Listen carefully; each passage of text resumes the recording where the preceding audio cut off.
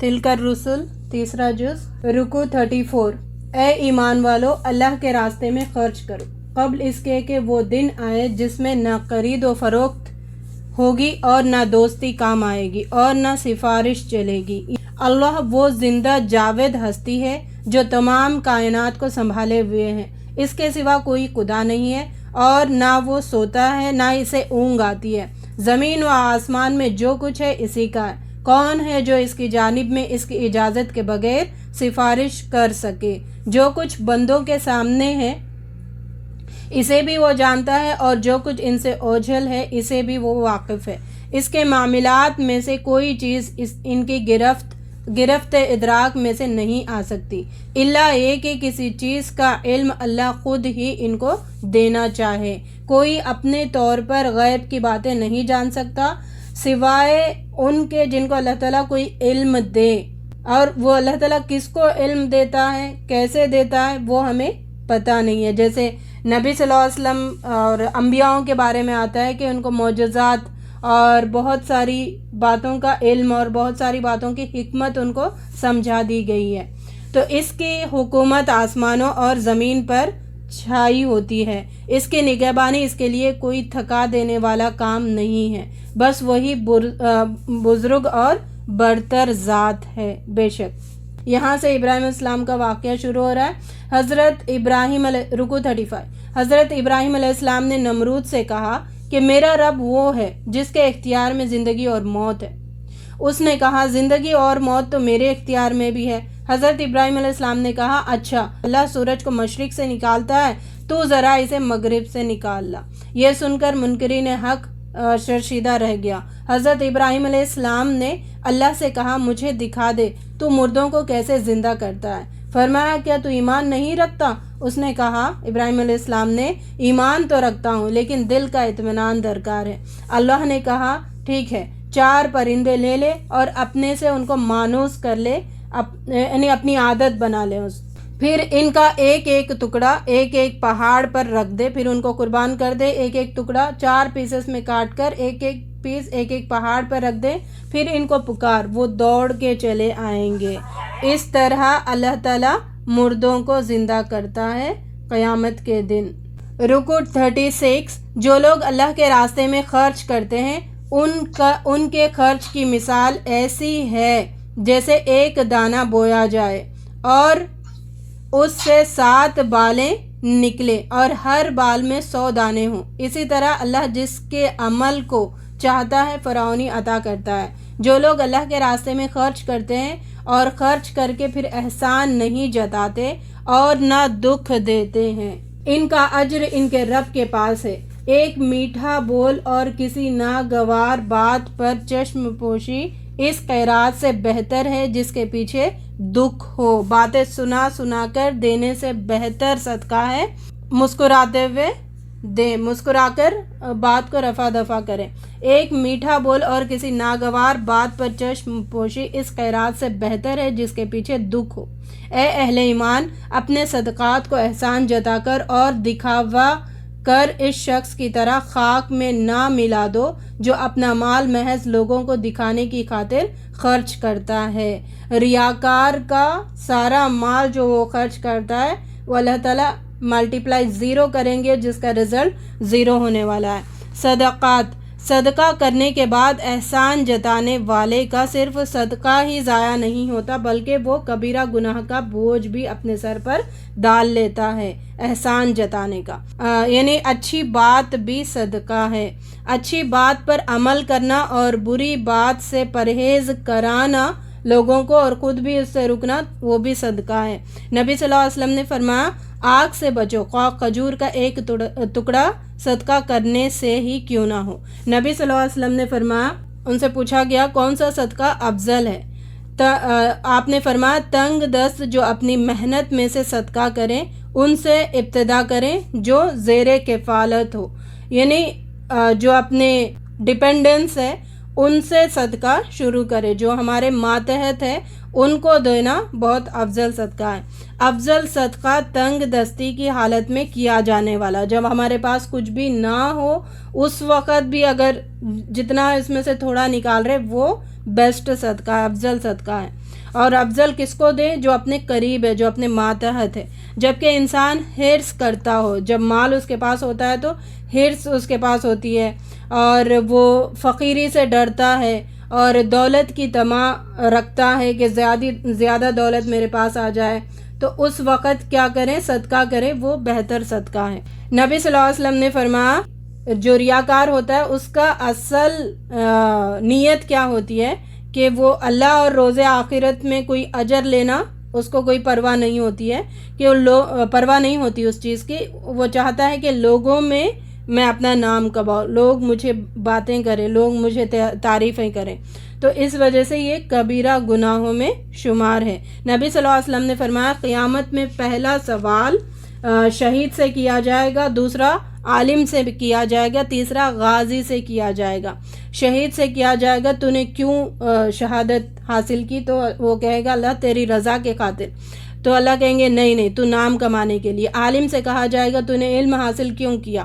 تو آپ کی رضا کے خاطر۔ اللہ کہے گا نہیں تو لوگوں میں نام کمانے کے لیے علم حاصل کیا تھا۔ غازی سے کہا جائے گا جو مال خرچ کرتا ہے تو نے مال کیوں خرچ کیا؟ وہ کہے گا اللہ تیری رضا کے خاطر، نہیں تو دکھاوے کی خاطر خرچ کیا ہے۔ تو ان تینوں کو بالوں سے پکڑ کر گھسیٹ کر جہنم میں ڈال دیا جائے گا۔ اللہ تعالی ہمیں اخلاص عطا فرمائے ہمارے اپنے اعمال میں۔ رکوع 37 اے ایمان والو جو کچھ تم کماتے ہو اس میں سے بہتر حصہ راہ خدا میں خرچ کرو، بیسٹ حصہ راہ خدا میں خرچ کرو۔ کہیں ایسا نہ ہو کہ اللہ کے لیے بری سے بری چیزیں چھانٹنے کی کوشش کرنے لگو، حالانکہ تم خود اسے لینا گوارا نہ کرو گے۔ جان لو اللہ بے نیاز ہے اور بہتر صفات سے متصف ہے۔ شیطان تمہیں مفلسی سے ڈراتا ہے، خرچ کرتے وقت شیطان یہ دل میں ڈالتا ہے تمہارے پاس کیا رہے گا، تم مت دو، ڈراتا ہے مفلسی سے، اور کیا حکم دیتا ہے؟ فحش کا حکم دیتا ہے، گندے کاموں کا حکم دیتا ہے، اور اللہ تمہیں اپنی بخشش اور فضل کی امید دلاتا ہے۔ تو دونوں میں یہاں پر نعمتوں کا وہ ذلیل کرواتا ہے اور اللہ تعالیٰ اپنی بخشش اور فضل کا۔ تو اللہ کی بات مان کر ہمیں خوب خیر و خیرات صدقات کرنے والوں میں شامل فرما۔ اگر اپنے صدقات علانیہ دو تو یہ بھی اچھا ہے، چھپا کر حاجت مندوں کو دو تو یہ تمہارے حق میں زیادہ بہتر ہے۔ خاص طور پر مدد کے مستحق وہ لوگ ہیں جو اللہ کے کام میں ایسے گھر گئے ہیں کہ اپنی ذات کسب معاش کے لیے دوڑ دھوپ نہیں کر سکتے۔ جو عالم ہے، کوئی جو فاضل ہے، جن کی کمائی وہی جو موزن ہے، تو وہی کمائی ان کی ہوتی ہے کہ اللہ کے راستے میں نکل جاتے ہیں، تو وہ زیادہ حقدار ہے کہ ان کو دیا جائے۔ جو مانگنے والے لوگ نہیں ہیں تم ان کی مدد کرو۔ 268 الشیطان یعدکم الفقر ویأمرکم بالفحشاء واللہ یعدکم مغفرۃ منہ وفضل واللہ واسع علیم۔ پھر آگے آیت میں اللہ تعالیٰ نے کہا یؤتی الحکمۃ من یشاء ومن یؤت الحکمۃ فقد اوتی خیرا کثیرا وما یذکر الا اولو الالباب۔ یہاں پر جو حکمت کی بات کی گئی ہے، یعنی اس کی بہت ساری تعریفیں کی گئی ہے۔ نبی صلی اللہ علیہ وسلم نے فرمایا رأس الحکمتی مخافت اللہ، سب سے بڑی حکمت تو اللہ کا خوف ہے۔ جس کے اندر اللہ کا خوف آ گیا تو سب سے بڑا وزڈم اس کے اندر آ گیا، سب سے بڑی حکمت اس کے اندر آ گئی، یعنی معاملات کو سمجھنے بوجھنے کی صلاحیت اس کے اندر پیدا ہو گئی۔ تقویٰ سے انسان صحیح فیصلہ کر سکتا ہے۔ جب اللہ کا ڈر آ جاتا ہے، تقویٰ آ جاتا ہے اس کے اندر، تو فیصلے بھی اس کے حق پر مبنی ہوتے ہیں۔ کتاب و حکمت دونوں کے ساتھ اس کا ذکر کیا ہے، یعنی حکمت کتاب سے یعنی پڑھنے سے بھی ہے، سمجھنے سے بھی ہے، سمجھنے سے پھر حکمت اس کے اندر پیدا ہوتی ہے۔ حکمت کسی کام کو ٹھیک طور پر سر انجام دینے کے طریقہ کار کو کہا جاتا ہے۔ جس کے پاس حکمت کی دولت ہوگی وہ کبھی شیطان کی چال پر نہیں چلے گا، شیطان کے بہکاوے میں نہیں آ سکتا۔ اللہ رب العزت ہم سب کو حکمت عطا فرمائے۔ نبی صلی اللہ علیہ وسلم نے فرمایا من یرید اللہ بہ خیر یفقہہ فی الدین، اللہ تعالیٰ جسے خیر بانٹنا چاہتا ہے، جس کو حکمت بانٹنا چاہتا ہے، اس کو دین کی سمجھ عطا فرماتا ہے۔ ربنا جعلنا منہم، اللہ تعالیٰ ہم سب کو ان میں شامل فرمائے، دین کی سمجھ حاصل کرنے والوں میں، دین کی سمجھ کی بڑی جو دولت ہے اس کو حاصل کرنے والوں میں ہم سب کا شمار کرے۔ اللہ کے حکموں پر جو قائم رہے گا اس کو کوئی نقصان نہیں پہنچا سکیں گے، اس کے ساتھ حکمت کے ساتھ اللہ کے فیصلوں پر قائم رہتا ہے، پھر اس کو کوئی نقصان نہیں پہنچا سکتا، کیونکہ اللہ تعالیٰ اس کو ہمیشہ پروٹیکٹ کرتے رہتے ہیں۔ 270 آیت میں ایک جو نظر کے بارے میں بتایا گیا، وَمَا أَنفَقْتُم مِّن نَفَقَةٍ أَوْ نَذَرْتُم مِّن نَذْرٍ فَإِنَّ اللَّهَ يَعْلَمُ وَمَا لِلظَّالِمِينَ مِنْ أَنصَارٍ۔ نظر وہ نیاز جو مانی جاتی ہے، نظر ماننا، حلال چیزوں پر مانی گئی جو نظر ہے اس کو پورا کرنا لازم ہے، یہ وعدہ ہو جاتا ہے۔ یعنی ہم جیسے اتنے نماز پڑھیں گے یا روزے رکھیں گے یا پھر کچھ کا پیسے دے دیں گے، خیرات کر دیں گے، جو یہ نظر مانی جاتی ہے اس کو پورا کرنا لازم ہے، اور حلال نظر جو مانی جاتی ہے اس کو پورا کرنا لازم ہے۔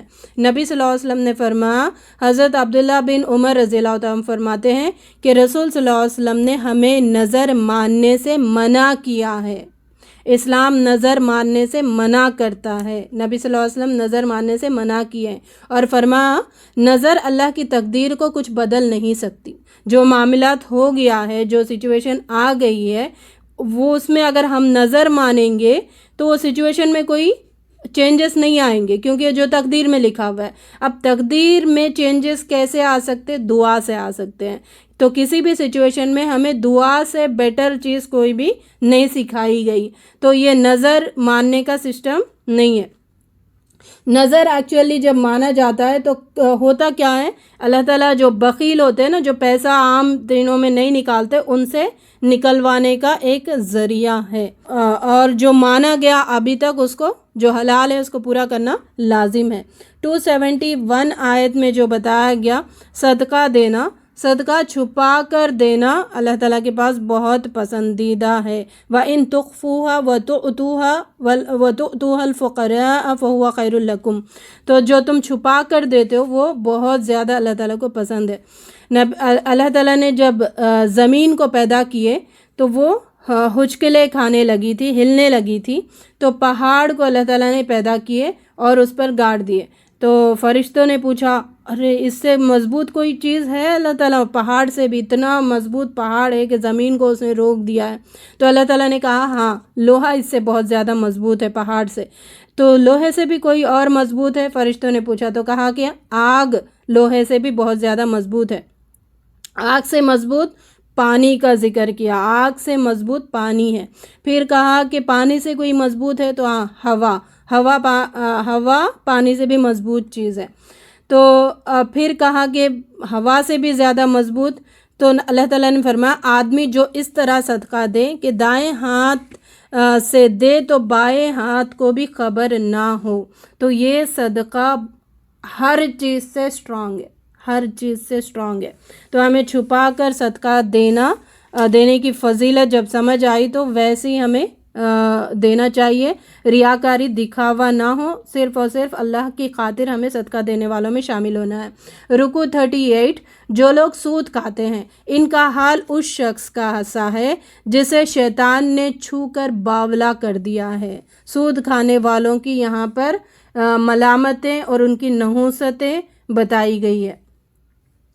وہ کہتا ہے کہ تجارت بھی آخر سود ہی ہے، جیسے باولا بن جاتا ہے نا، کوئی پاگل بن جاتا ہے تو یہ کی بات ریپیٹ کرتا ہے۔ تو جو سود کھاتے ہیں، کھلاتے ہیں، تو وہ یہی بہانے کہتے رہتے ہیں کہ نہیں ایسا بھی چلتا، یہ بھی بزنس ہے، بزنس کی شکل ہے، ایسے ہے ویسے ہے، تو اس کو جائز قرار کرنے کی کوشش کرتے رہتے ہیں، حالانکہ اللہ نے تجارت کو حلال کیا ہے اور سود کو حرام کیا ہے۔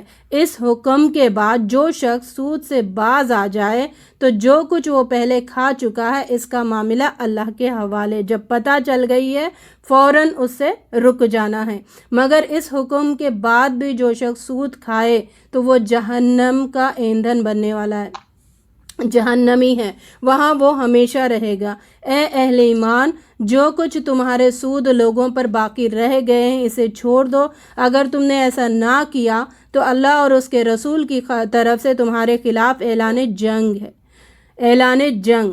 جو قرض دار تنگ دست ہو تو ہاتھ کھلنے تک اسے مہلت دے دو۔ تو یہاں پہ جو سود کے بارے میں لفظ آتا ہے وہ ربا ہے، ربا۔ نبی صلی اللہ علیہ وسلم نے فرمایا جابر رضی اللہ عنہ سے کہ سود دینے والا، سود لینے والا اور سود کے لیے جو کاغذات تحریر کرتا ہے، لکھتا ہے، لکھنے والا اور گواہ بننے والا، سب پر اللہ کی لعنت ہے، لعنت ہے۔ سود دینے والا، لینے والا، لکھنے والا، وہاں پہ اگر کوئی ٹھہرا بھی تو وہ بھی اللہ کی لعنت کا مستحق ہے۔ نبی صلی اللہ علیہ وسلم نے فرمایا سود کے گناہ کے 70 حصے ہیں، 70 حصے ہیں۔ تو اس کا کمزور حصہ، سب سے چھوٹا حصہ پتہ ہے، جیسے نمبر کاؤنٹ کرے 1 2 3 4 5 6 نیچے 70 تک جا رہا ہے، تو 1 بہت اونچا ہے اوپر، تو یہاں پہ صرف نیچے ادنا 78 جو 78 بات، وہ اتنا ہلکا کیا ہے سود کا قباحت کہ اپنی ماں سے زنا کرنے کے برابر ہے، استغفر اللہ۔ تو چھوٹا اتنا ہے تو بڑا جو اوپر جا کے 1 نمبر پہ ہوگا وہ کتنا ہوگا تصور کرے۔ نبی صلی اللہ علیہ وسلم نے فرمایا سود کا 1 درہم جو آدمی کھاتا ہے وہ اس کے سودی ہونے کو جانتا ہے تو وہ گناہ میں 36 مرتبہ زنا کرنے سے زیادہ سخت ہے۔ یعنی جو سود کھاتا ہے، سودی کا گھر ہے کسی کا، اس کے گھر میں اگر پتہ ہے کہ وہ سود لیتا ہے، اگر وہاں پر ہم کھانے لگیں گے تو کھانے والا، وہ تو سود دینے والا اس کا تو بتایا گیا ہلکا ہی ماں کے ساتھ زنا ہے، تو جو اس کے گھر میں کھانا کھاتا ہے وہ 36 مرتبہ زنا کرنے سے زیادہ سخت ہے۔ 1 مرتبہ زنا کرتا ہے شادی شدہ تو اس کو تو سنسار کر کے مار دینے کا حکم ہے، اور جو بغیر شادی شدہ کوارا، اگر کوئی کوارا کواری زنا کرتے ہیں تو ان کو 100 کوڑے مارنے کا حکم ہے۔ بڑے بڑے گناہوں کے بارے میں یہ نہیں کہا کہ اللہ سے جنگ ہے، سود کے بارے میں اللہ اور رسول نے جنگ کا اعلان کیا۔ نماز چھوڑتے جنگ کا اعلان نہیں ہے، روزہ چھوڑتے جنگ کا اعلان نہیں ہے، اس کی دوسری گناہیں ہیں، لیکن جنگ اعلیٰ، اتنا ڈینجر، اتنا اللہ تعالیٰ کا غصہ وہاں پر برسنے والا ہے۔ کہا کہ جو اس میں انوالو ہوتا ہے وہ یاد رکھ لے، ان سے میرا اعلان جنگ ہے اللہ اور رسول کا۔ تو اتنے سخت الفاظ سود کے متعلق استعمال کیے گئے ہیں۔ اللہ تعالیٰ ہمیں ہدایت عطا فرمائے، سمجھ عطا فرمائے، اور اس کی قباحت سے جلد اپنی زندگیوں کو صاف کرنے والوں میں، صاف ستھری زندگی گزارنے والوں میں ہمیں شامل فرمائے۔ نبی صلی اللہ علیہ وسلم نے فرمایا لوگوں پر ایک زمانہ آئے گا جب ہر کوئی سود کھانے والا ہوگا، اگر سود نہ کھائے تو بھی اس کا بخار یا اس کا غبار، اس کی گرد یا دھول اس کے اوپر ہوگی۔ تو ہو بہو یہ وہی زمانہ ہے، یعنی ہر چیز میں کچھ نہ کچھ، اگر جو نہیں بھی لیتا ہے تو کہیں سے اس کی غبار کچھ نہ کچھ اس میں ہوتی ہے، ڈسٹ اس میں ہوتا ہے۔ جو کمرشل انٹرسٹ ہے وہ بھی سود ہے، جو سیونگ اکاؤنٹ ہے وہ بھی سود ہے، جو فکس ڈپازٹ اکاؤنٹ ہے وہ بھی سود ہے۔ ہاں، کرنٹ اکاؤنٹ سود نہیں ہے، اور شیئرز، پروفٹ لاس اور پرائز بانڈ کے جو انعامات وہ ملتے ہیں تو ایکچولی وہ سود ہوتا ہے، وہ لوگ اس کا نام پرائز کے نام سے لوگوں میں بانٹتے ہیں۔ تو اللہ تعالیٰ ہمیں ہر قسم کے سود سے محفوظ فرمائے، ہمارے گھروں کو اللہ تعالیٰ اس قباحت سے صاف کر دے۔ آگے بتایا گیا جو قرض دار تنگ دست ہو تو ہاتھ کھلنے تک اسے مہلت دو، اور جو صدقہ دو تو یہ تمہارے لیے زیادہ بہتر ہے۔ جس کو ہم نے قرض دیا ہوا ہے تو اس کے احکام کیا ہیں۔ مقروض کو مہلت دینے کی یہاں پر بات کی گئی ہے۔ نبی صلی اللہ علیہ وسلم نے فرمایا جو شخص کے ذمے کسی کا قرض ہو اور مقروض ادائیگی میں تاخیر کرے تو قرض خواہ کے لیے ہر دن کے عوض صدقہ ہے۔ پرٹیکولر ٹائم کسی نے دے دیا اور ٹائم سے آگے وہ بڑھ رہا ہے، نہیں دے رہا ہے ٹائم پہ، تو ہر دن کے بدلے اللہ تعالیٰ صدقہ لکھتے جائیں گے اس کے بدلے۔ نبی صلی اللہ علیہ وسلم نے فرمایا جو کسی تنگ دست کو مہلت دے یا معاف کر دے، قیامت کے دن اللہ اسے اپنے سائے میں جگہ دے گا۔ تو قرض کو معاف کرنا اور مہلت دینے کی بڑی فضیلت آئی ہے۔ رکوع 39 اے اہل ایمان، جب کسی مقرر مدت کے لیے آپس میں قرض کا لین دین کرو تو اسے لکھ لیا کرو۔ یہ پورا رکوع جو ہے ایک آیت پر مشتمل ایک لمبی آیت ہے پورے قرآن کی۔ اس کو آیت دین بھی کہا جاتا ہے، لین دین کے معاملات والی آیت۔ اور اپنے مردوں میں سے 2 آدمیوں کو اس پر گواہ بنا لو۔ جب بھی کوئی لین دین کرے کچھ بھی تو وہ اس کا معاملات کرو، لکھ لیا کرو، لکھو اور پھر 2 مردوں کو گواہ بنایا کرو۔ 2 مرد نہ ہو تو 1 مرد 2 عورتیں چل سکتی ہے، 4 عورتیں نہیں چل سکتی، مرد کا ہونا لازم ہے وہاں پر۔ اگر 2 مرد نہ ہو تو 1 مرد اور عورتیں ہوں تاکہ ایک بھول جائے تو دوسری اسے یاد دلا دے۔ لوگوں کو جب گواہ بننے کے لیے کہا جائے تو انہیں انکار نہ کرنا چاہیے۔ تجارتی لین دین جو تم آپس میں کرتے ہو اسے نہ لکھ لیا جائے تو کوئی حرج نہیں ہے۔ جیسے خرید و فروخت ہوتا ہے تو اس میں نہیں ہے، لیکن لین دین ہے تو اس میں لکھنا ضروری ہے، مگر گواہ کر لیا کرو۔ شہادت ہرگز، جو فاتورہ یہاں پر لیتے بل ہوتا ہے وہ ہے گواہ بنانا، شہادت ہرگز نہ چھپاؤ۔ جو شہادت چھپاتا ہے اس کا دل گناہ میں آلود ہے۔ آگے رکوع 40 آسمان اور زمین میں جو کچھ ہے سب اللہ کا ہے۔ تم اپنے دل کی باتیں خواہ ظاہر کرو خواہ چھپاؤ، بہرحال ان کا حساب تم سے لیا جائے گا۔ جو دل میں جان بوجھ کر جو ارادے لے کر آتے ہیں، جو دل میں جان بوجھ کر باتیں لے کر آتے ہیں، گندی باتیں، خراب باتیں، لوگوں کو نقصان پہنچانے والی باتیں، لوگوں کی بغض کی باتیں، نفرت کی باتیں دل میں جان بوجھ کر لے آتے ہیں، اس کا حساب ضرور ہونے والا ہے۔ اللہ کسی متنفس پر اس کی مقدرت سے بڑھ کر کوئی بوجھ نہیں ڈالتا، اس کی مقدار سے بڑھ کر کوئی بوجھ نہیں ڈالتا۔ جو کوئی نیکی کمائے گا اس کا پھل اسی کے لیے ہے، اور جو بدی سمیٹے گا اس کا وبال اسی پر ہے۔ ایمان والو یوں دعا کیا کرو، اے ہمارے رب، ہم بھول چوک میں جو قصور ہو جائیں ان پر گرفت نہ کرنا۔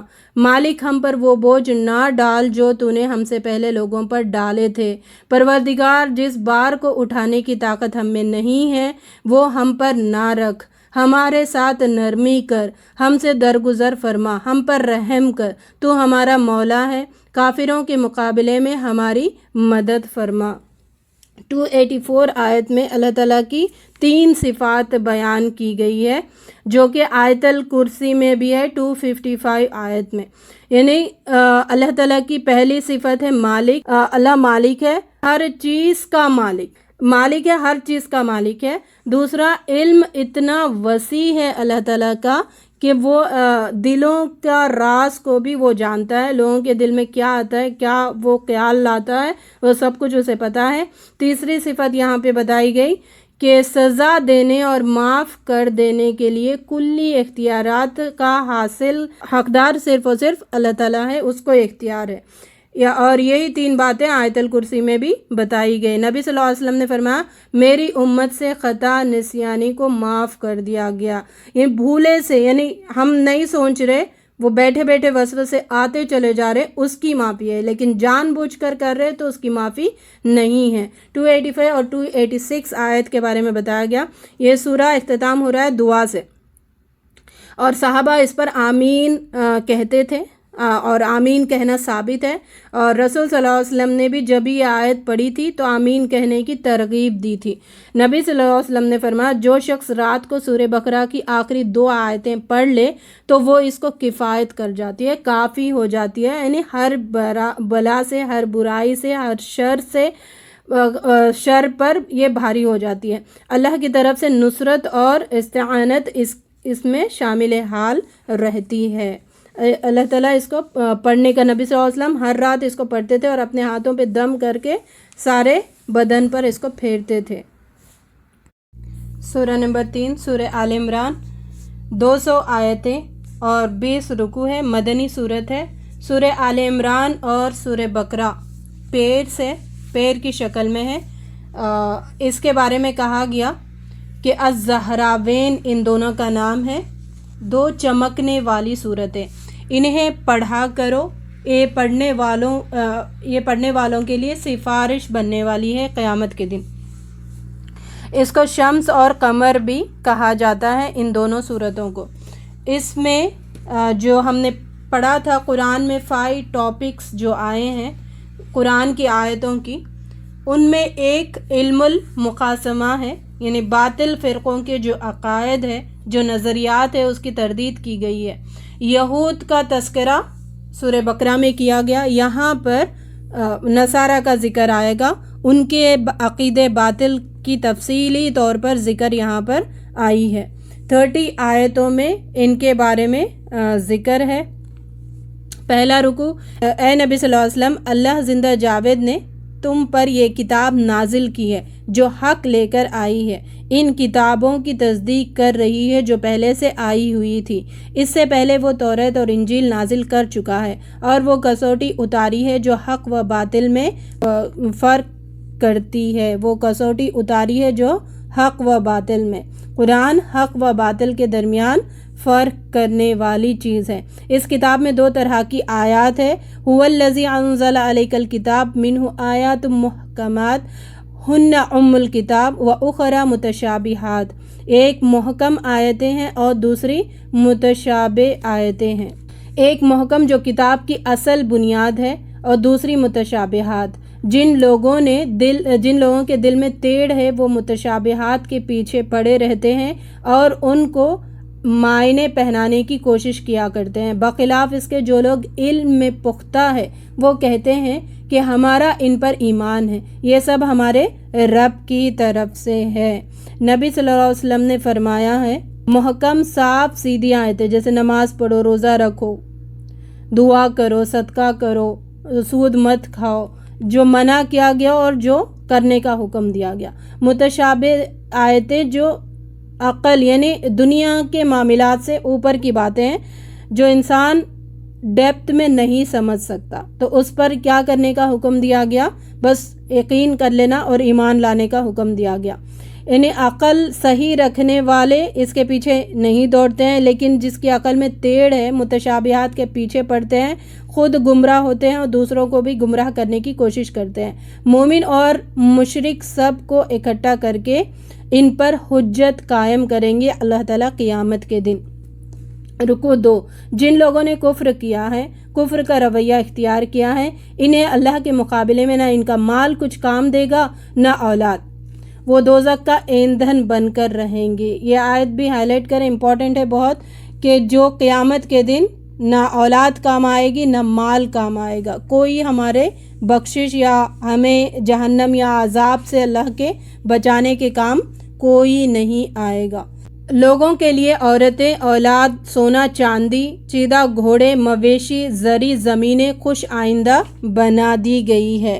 آیت 14، زُيِّنَ لِلنَّاسِ حُبُّ الشَّهَوَاتِ مِنَ النِّسَاءِ وَالْبَنِينَ وَالْقَنَاطِيرِ الْمُقَنطَرَةِ مِنَ الذَّهَبِ وَالْفِضَّةِ وَالْخَيْلِ الْمُسَوَّمَةِ وَالْأَنْعَامِ وَالْحَرْثِ ذَلِكَ مَتَاعُ الْحَيَاةِ الدُّنْيَا وَاللَّهُ عِندَهُ حُسْنُ الْمَآبِ۔ تو یہ جو چیزیں ہیں اللہ تعالیٰ نے یہاں پہ ایک لسٹ دی ہے، ان کی محبت اللہ تعالیٰ نے لوگوں کے دلوں میں یعنی لوگوں کی فطرت میں رکھ دی ہے۔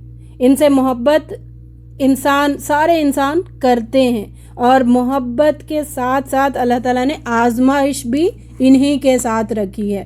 اگر ان کا حق ادا کر دیا اتنا جتنا اللہ تعالیٰ کہتا ہے تو پھر ہم آزمائش میں پورے اتریں گے۔ ان کے حقوق ادا نہیں کریں گے یا پھر غلو کریں گے ان کے حقوق میں، تو دونوں حالتوں میں پھر पकड़ होने वाली है। तो इन्हीं से आजमाया जाएगा, जो फेल होगा वो जहन्नम में जाएगा और जो पास होगा वो जन्नत में जाएगा।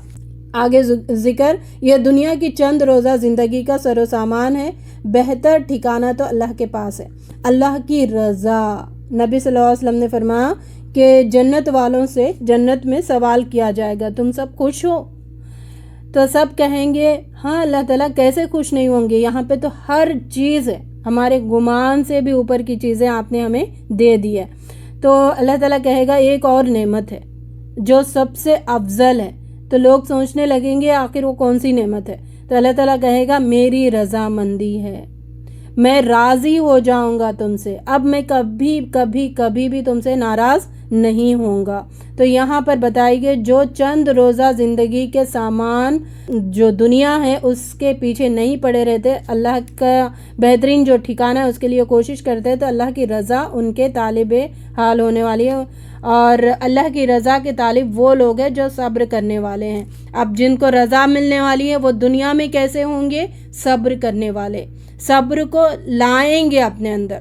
जैसे पीछे भी हदीस में हमने पढ़ा था, सब्र को लाना पड़ता है, उसको हम अपने अंदर क्रिएट करना पड़ता है। वो सब्र कहीं से आकर उंडेला नहीं जाता है, उसको लाना पड़ता है। जो सब्र करते हैं रास्तबाज है, फरमाबरदार है और फयाज है।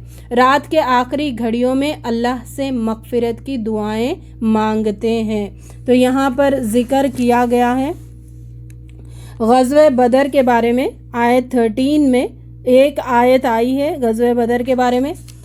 नेक्स्ट आयत 19 में जो बताया गया, इन्ना दीना इंदल्लाहिल इस्लाम, अल्लाह के नज़दीक इस्लाम जो दीन है वही दीन कबूल होने वाला है, बाकी कोई भी दीन अल्लाह के पास कबूल होने वाले नहीं है। जैसे दुनिया में बहुत सारे अदियान मौजूद है, तो उन अदियान में सिर्फ कामयाबी इस्लाम को मिलने वाली है।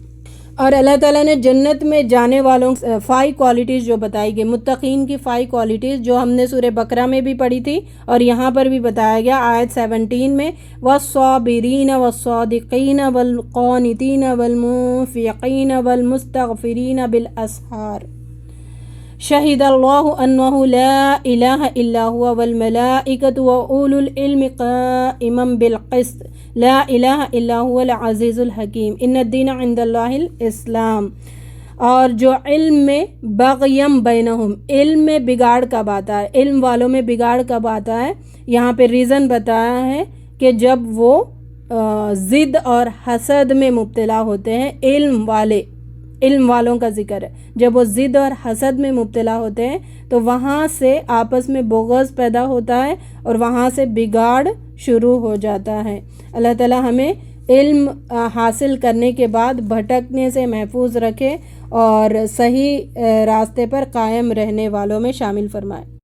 रुकू 3, जो लोग अल्लाह के अहकाम मानने से इनकार करते हैं और पैगंबरों को नाहक कत्ल करते हैं और इन लोगों की जान पे दरपे हो जाते हैं, जो कल के खुदा में से अदल व रास्ती का हुक्म देने के लिए उठे हैं, उनको दर्दनाक सज़ा की खुशखबरी सुना दो। जो अल्लाह के रास्ते में उठते हैं दावत देने के लिए, उनको जो सताया जाता है और जो नबियों को कत्ल किया जाता है, उनके लिए दर्दनाक सज़ा का यहाँ पे मसरूदा सुना दिया गया है।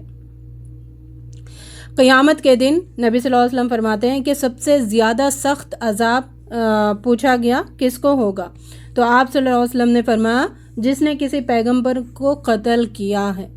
तो अच्छी बात कहने वाले और बुरी बात से मना करने वालों को कत्ल करते हैं और सताते हैं, उनको सबसे ज़्यादा सख्त सज़ा और अज़ाब दिया जाएगा क़यामत के दिन। अहले किताब को इस किताब इलाही की तरफ दावत दी जाती है तो वो मुंह मोड़ते हैं और कहते हैं दोज़ख की आग हमें मस तक ना करेगी, छुए तक भी नहीं, और अगर दोज़ख की सज़ा मिल भी जाए तो बस चंद रोज़। इनके खुद साख्ता अक़ीदों ने इनको अपने दीन के मामले में गलत फहमी में डाल रखा है, मगर क्या बनेगी उन पर उस दिन जब हम इन्हें जमा करेंगे जिसका आना यकीनी है। यहूदी जो गुनाह डट कर करते हैं और आज के जो भी मुसलमान हैं वो गुनाह डट कर करते हैं, تو ان کی تھنکنگ یہودیوں کی طرح ہی تھنکنگ ہے. کیا تھنکنگ ہے کہ دلیر کیوں ہیں ہم گناہ کرتے ہوئے, ہم خوف کیوں نہیں کھا رہے, دلیر کیوں ہو رہے ہیں؟ تو اس کا ریزن ہے ان کے اسلاف, یعنی ان کے بڑے اور ہمارے بڑے جنہوں نے گمراہ کیا, جو عالم تھے یا جو حافظ تھے, جنہوں نے مفتی تھے, انہوں نے گمراہ کیا, اور ان کے بڑے انہوں نے گمراہ کیا. کیا عقیدہ لوگوں کے اس میں پیدا کیا کہ اللہ تعالیٰ معاف کر دے گا, ہم تو چوزن پیپل ہے, ہم یہودی ہے چوزن ہے, اور آج ہم مسلمان ہیں چوزن ہے, تو اللہ تعالیٰ ہمیں نہیں پکڑے گا, وہ جو کافر ہے, جو دوسرے ادیان کے لوگ ہیں, ان کو پکڑنے والا, ہمیں نہیں پکڑنے والا. تو اسی غلط فہمی میں مبتلا ہے. اللہ تعالیٰ کہے گا کیا بنے گی اس دن جب انہیں پکڑا جائے گا, پوچھا جائے گا, انہیں جہنم میں ڈال دیا جائے گا. اللہ رب العزت ہمیں بات ماننے والوں میں شامل فرمائے. کہو خدایا ملک کے مالک, تو جسے چاہے حکومت دے, جسے چاہے چھین لے, جسے چاہے عزت بخشے, جسے چاہے ذلیل کرے. بھلائی تیرے ہاتھ ہے, تو ہر چیز پر قادر ہے. رات کو دن میں پروتا ہوا لاتا ہے اور دن کو رات میں پروتا ہوا لاتا ہے. بے جان میں سے جاندار کو نکالتا ہے اور جاندار میں سے بے جان کو, اور جسے چاہتا ہے بے حساب رزق دیتا ہے. یہ آیت ہے وَتُعِزُّ مَن تَشَاءُ وَتُذِلُّ مَن تَشَاءُ بِيَدِكَ الْخَيْرُ إِنَّكَ عَلَى كُلِّ شَيْءٍ قَدِيرٌ. کوئی قرض میں مبتلا ہے تو ان کے لیے بھی یہ پڑھنے والی آیت ہے. آگے آیت 31 میں اللہ تعالیٰ فرما رہے قُلْ إِن كُنتُمْ تُحِبُّونَ اللَّهَ فَاتَّبِعُونِي, کہہ دیجئے اگر تم اللہ سے محبت کرتے ہو تو تم میرے اتباع کرو, میری پیروی کرو. یحبکم اللہ ویغفر لکم, تو اللہ تعالیٰ بھی تم سے محبت کرے گا اور تمہیں بخش دے گا, تمہارے گناہوں کو بخش دے گا. واللہ غفور الرحیم. وَأَطِیعُوا اللَّهَ وَأَطِیعُوا الرَّسُولَ فَإِن تَوَلَّوْا فَإِنَّ اللَّهَ لَا يُحِبُّ الْكَافِرِينَ. تو مومنوں اہل ایمان کو چھوڑ کر کافروں کو اپنا دوست نہ بناؤ, دوست اور مددگار نہ بنائے. جو ایسا کرے گا اس کا اللہ سے کوئی تعلق نہیں ہے. یہاں پر مومنوں کو چھوڑ کر دوسرے لوگوں کو دوست بنانے سے منع کیا جا رہا ہے. اور وہ کون سی دوستی ہے؟ رازدار والی دوستی جو ہے, یعنی ہمارے پلانس جو ہے ان کو بتائے جائیں. جب ان کو بتائے جائے تو وہ ان میں کچھ نہ کچھ فساد پیدا کرنے کے چانسز ہوتے ہیں, اس وجہ سے ان سے بچنے کے لیے کہا گیا ہے. ورنہ تو احسان اور حسن الخلق ہر ایک کے ساتھ لازم ہے ایک مسلمان کو کرنا. 4 رکوع. اے نبی صلی اللہ علیہ وسلم لوگوں سے کہہ دو اگر تم حقیقت میں اللہ سے محبت رکھتے ہو تو تم میری پیروی کرو, میری بھی پیروی اختیار کرو. قُلْ إِن كُنتُمْ تُحِبُّونَ اللَّهَ فَاتَّبِعُونِي يُحْبِبْكُمْ.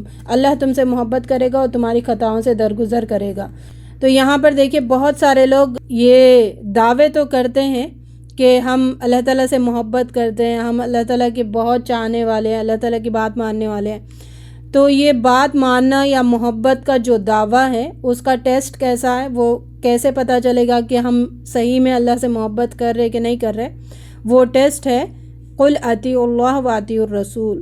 کہہ دے کہ اطاعت کرے اللہ اور رسول کی. جب رسول کی اطاعت ہم کرنے لگیں گے, رسول صلی اللہ علیہ وسلم جیسے بولے ویسے فالو کرنے لگیں گے, تو وہ ثبوت ہے کہ ہم اللہ سے محبت کرتے ہیں.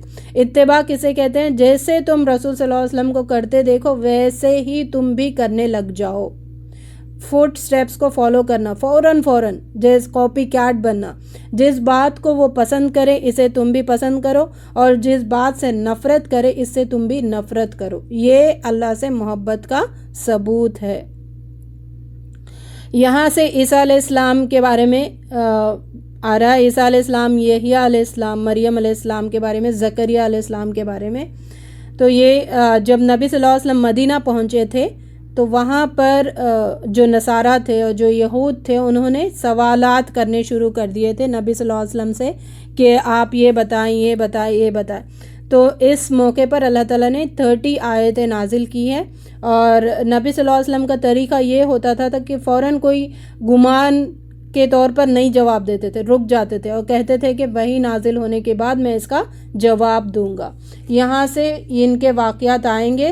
جب مریم علیہ السلام پیدا ہوئی تو اللہ کے لیے وقف کر دی گئی تھی۔ اللہ تعالیٰ نے انہیں قبول کیا۔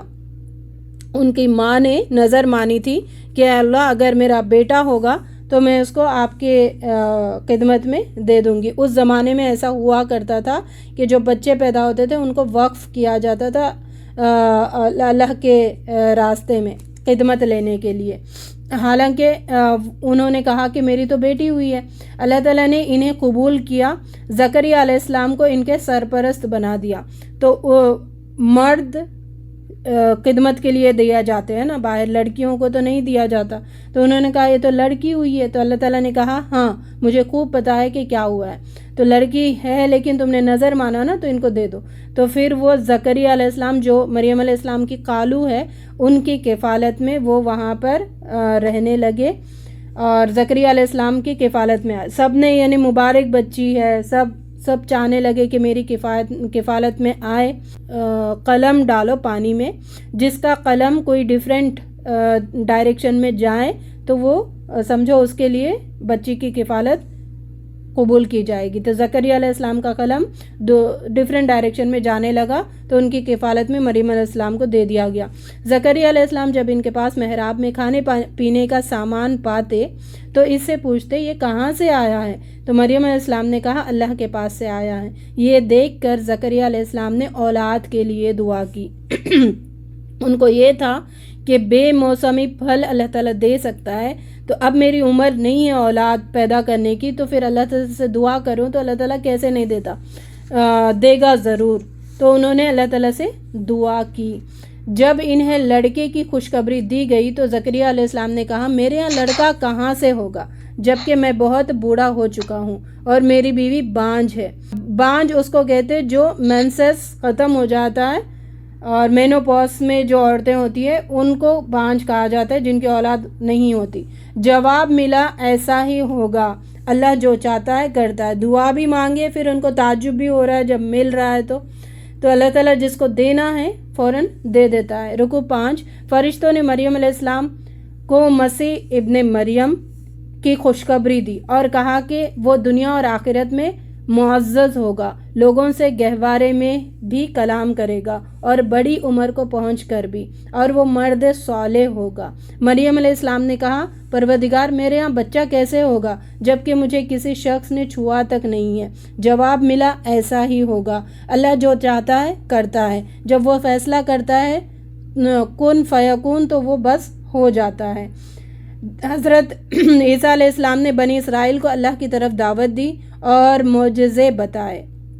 ان کے معجزے کیا تھے؟ مٹی کی شکل کے پرندے بناتے تھے اور اس میں پھونک مارتے تھے تو وہ پرندہ اڑتا تھا لیکن مسلسل زندہ نہیں ہوتا تھا، کچھ دور جا کر پھر وہ گر جاتا تھا۔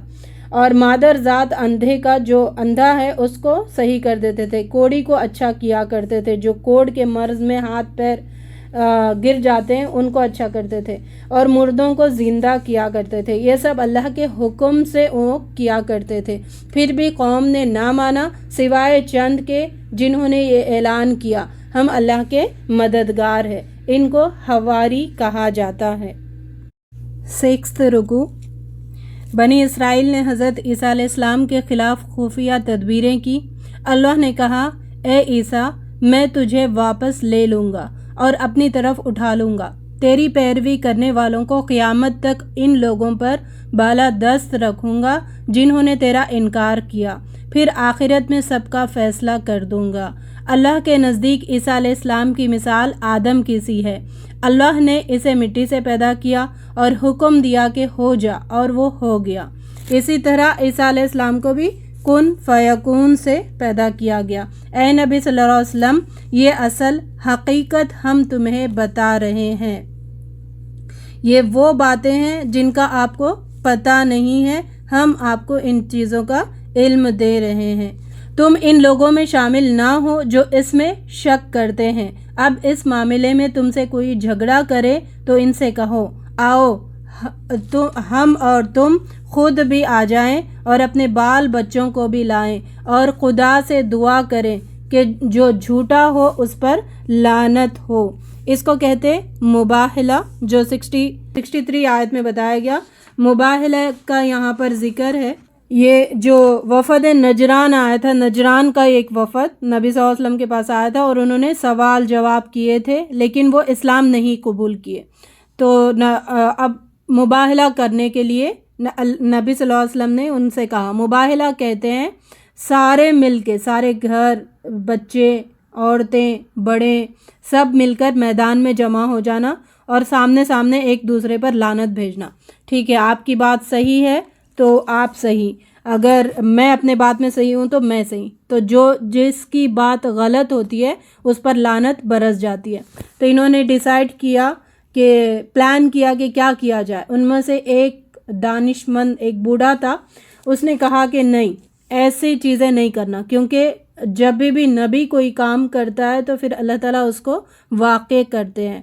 تو پھر انہوں نے ٹیکس دے دیا اور وہاں سے نکل کے فَمَنْ حَاجَّكَ فِيهِ مِنْ بَعْدِ مَا جَاءَكَ مِنَ الْعِلْمِ فَقُلْ تَعَالَوْا نَدْعُ أَبْنَاءَنَا وَأَبْنَاءَكُمْ وَنِسَاءَنَا وَنِسَاءَكُمْ وَأَنفُسَنَا وَأَنفُسَكُمْ ثُمَّ نَبْتَهِلْ فَنَجْعَلْ لَعْنَةَ اللَّهِ عَلَى الْكَاذِبِينَ۔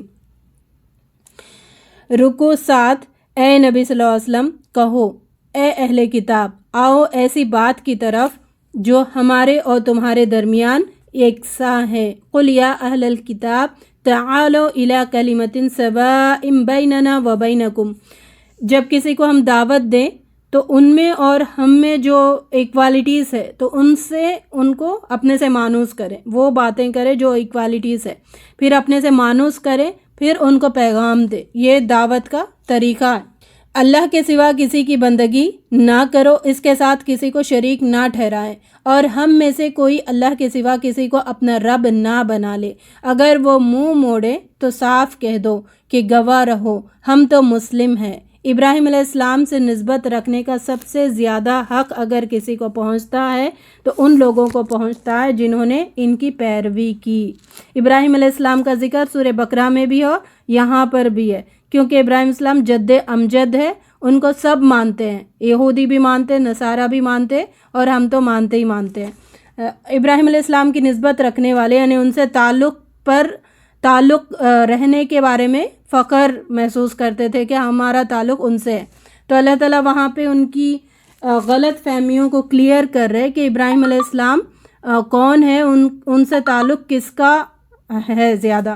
ابراہیم علیہ السلام سے نسبت رکھنے والے سب سے زیادہ حق اگر کسی کو پہنچتا ہے تو ان لوگوں کو پہنچتا ہے جنہوں نے ان کی پیروی کی، اور اب یہ نبی صلی اللہ علیہ وسلم اور اس کے ماننے والے اس نسبت سے زیادہ حقدار رکھتے ہیں، کیونکہ ابراہیم علیہ السلام خالص موحد تھے، توحید پر تھے، اللہ کے لیے انہوں نے ہر کام کیا، کہیں پر بھی انہوں نے اخلاص میں کمی نہیں آنے دی اور نہ ہی شرک کیا۔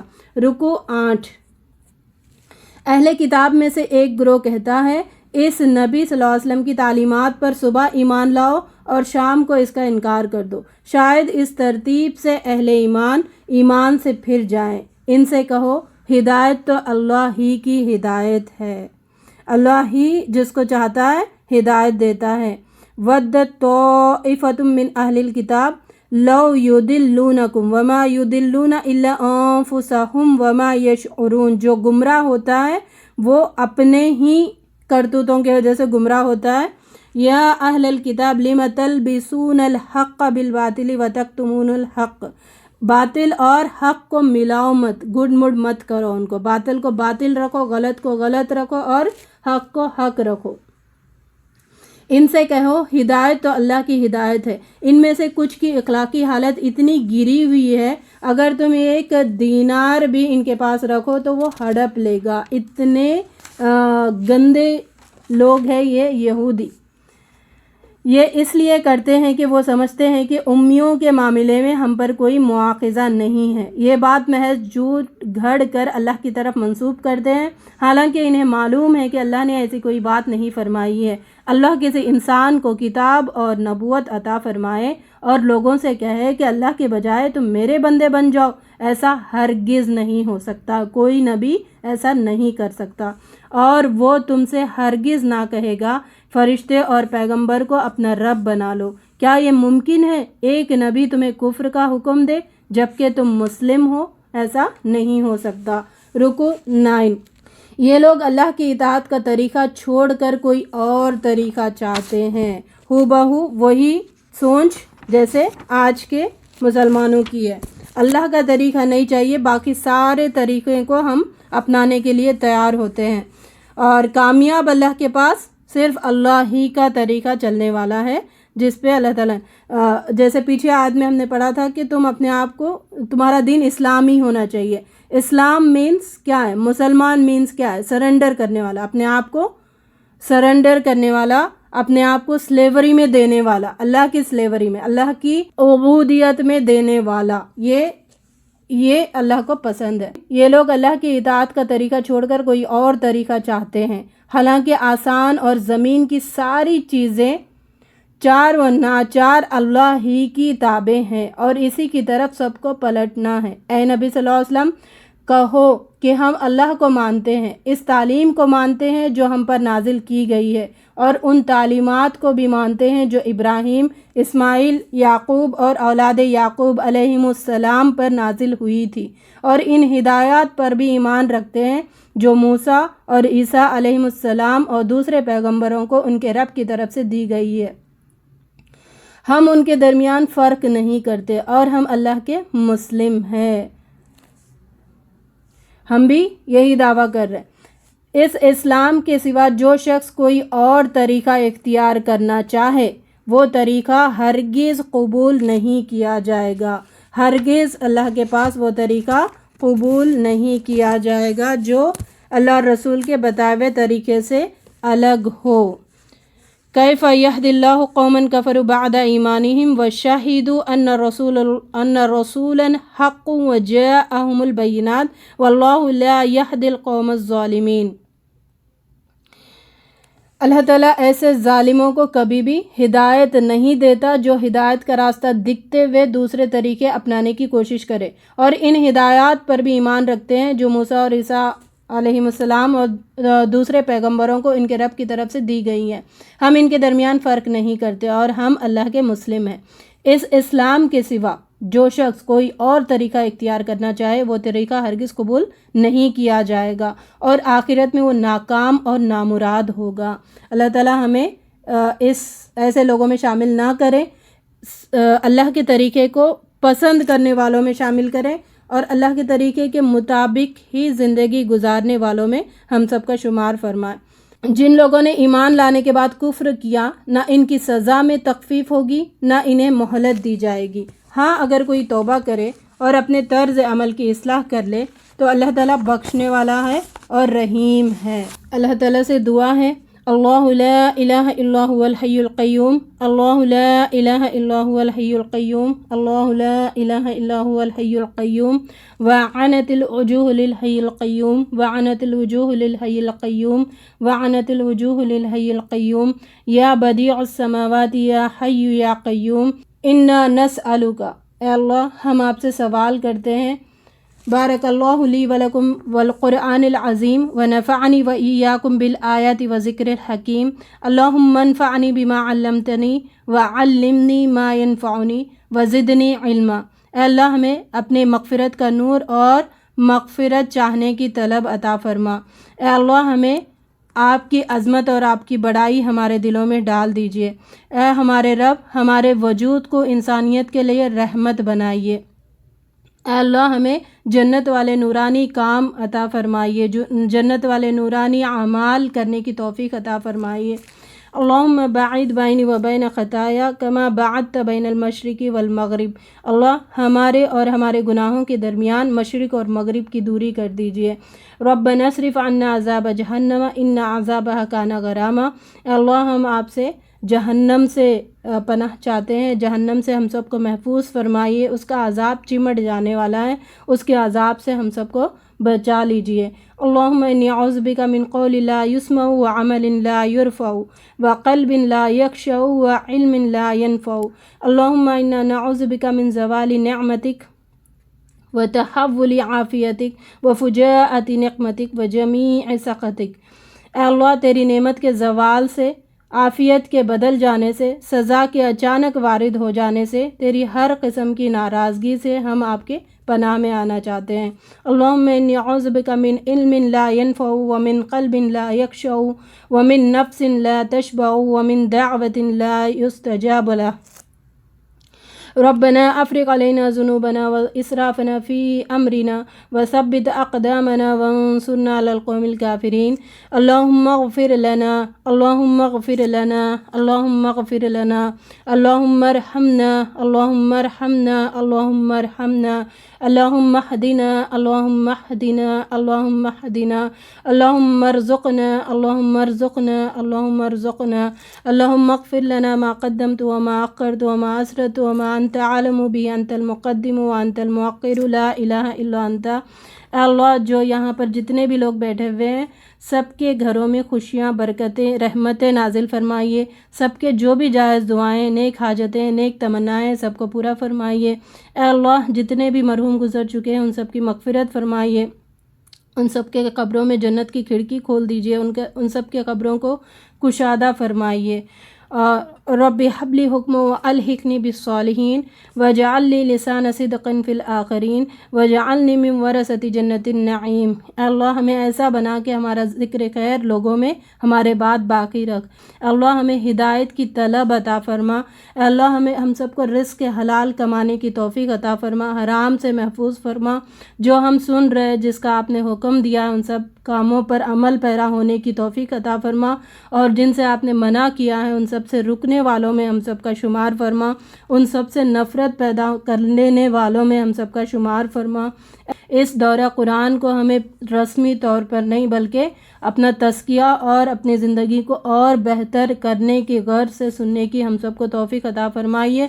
व आखिरु दावाना अनिल हम्दुलिल्लाहि रब्बिल आलमीन व मा तौफ़ीक़ इल्ला बिल्लाह। सुब्हानक अल्लाहुम्मा व बिहम्दिका नशहदु अल्ला इलाहा इल्ला अंता नस्तग़फ़िरुका व नतूबु इलैक। अस्सलामु अलैकुम व रहमतुल्लाहि व बरकातुहू।